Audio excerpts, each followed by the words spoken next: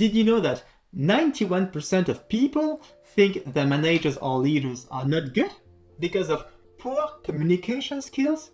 So where do you think you stand? In this video, we are learning the 3 most common communication mistakes made by leaders or managers during meetings and some tips to improve our communication skills. Without a clear agenda, attendees might not understand what the meeting is about or what is expected of them.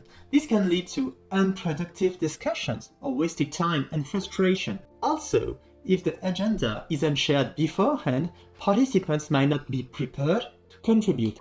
They might not have the necessary information to offer the insight, which could lead to missed opportunities for problem solving or decision making. We also have to admit that meetings without a clear agenda are usually unstructured and less engaging for participants. I mean, you just don't know why you're here, what topic will be covered next. We could be seasoned managers or leaders. In any case, this just reflects poor communication and leadership skills. We all have been to meetings where the manager, the leader, the person in charge, talks for the majority of the time.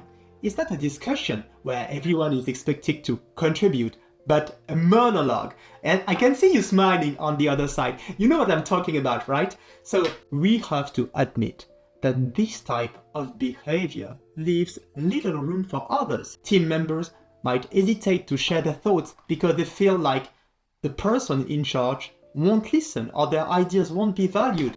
And also, if the voice of the leader or the manager dominates the discussion, everyone might simply agree with the leader's perspective without challenging what he or she is saying, or even without considering alternative solutions. But this can also decrease motivation and productivity. When team members feel their voice won't be heard, they become passive participants instead of being active and engaged in the discussion. And it can create a feeling of being unimportant or undervalued.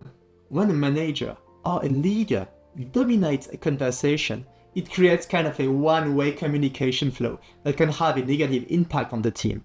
I know that in some situations, we feel like what we have to say to others is crucial. For instance, when we are in a legitimate position as a leader of the team, or when we have the knowledge or experience that others might not have, we feel like we need to speak up. We feel like that everything we say might be useful for others, but it may breed resentment and tension within the team. And this creates a negative work environment that hinders collaboration, trust, and team performance. This includes starting late, finishing late, wasting too much time, speaking off topics, not being able to control the flow of conversation. You might relate to that. Like, there are so many things I need to do or that I want to do, and I feel like I'm always running after time. So I think that when someone in charge doesn't respect the timing of a meeting by starting late or running over time, it really frustrates me. I feel like everyone's time is valuable. The time of the people attending the meeting is as valuable as the manager's or leader's time. And let's be honest, if it happens exceptionally, and as a manager, you just say something like, sorry, I'd like to keep you for an extra 10 minutes to speak about something really, really important. Well, that's something that can be understood. That's okay, right? But these feelings of frustration and disrespect arise when you always ask the attendees to stay for an extra 10 minutes. Poor time management can also reflect poor leadership skills. Meetings are kind of a shared resource that takes time in everyone's calendar.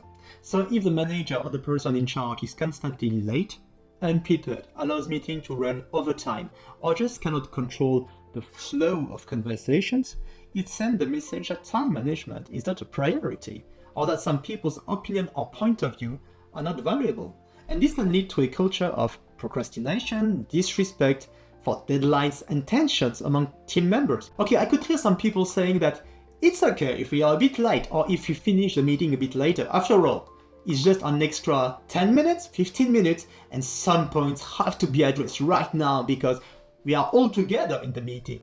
If it happens once or twice per year, okay, fine. Otherwise, it's not okay. A good leader, a good manager starts a meeting on time and finishes on time.